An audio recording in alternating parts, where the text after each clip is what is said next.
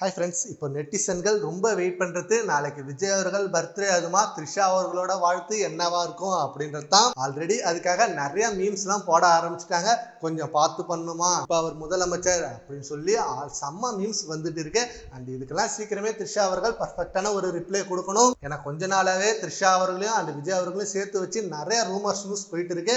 ஆனால் அது எல்லாத்துக்கும் ஃபர்ஸ்டே த்ரிஷா அவர்கள் ஒரு பதிவு போட்டு கிளாரிஃபை கொடுத்தாங்க. என்னோட நெருங்கிய நண்பர் தான் அவரு, வேற எந்த ஒரு ரிலேஷன்ஷிப்பும் இல்லை. இதை பத்தி நிறைய அரசியல்வாதியும் பேசுறாங்க அண்ட் நிறைய நெட்டிசன்களும் இதை பத்தி ட்ரோல் பண்றாங்க.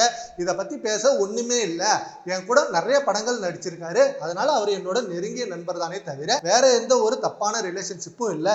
எங்களோட நட்பை கொச்சப்படுத்தாதீங்க அண்ட் இந்த மாதிரி நியூஸ் எல்லாம் வந்தா அதை ஸ்ப்ரெட் பண்ணாதீங்க அப்படின்னு சொல்லி செம்மையான பதிவு போட்டிருந்தாங்க. அப்போ எல்லாருக்குமே ஷாக்கா இருந்தது. சரி, ஓகே, இவங்க ரெண்டு பேரும் ஃப்ரெண்டு தான் அப்படின்னு. ஆனா முதலமைச்சர் பதவி ஏற்பு விழாவுக்கு சங்கீதா வராம இவங்க போயிட்டு அங்க ரொம்ப எமோஷனல் ஆனாங்க.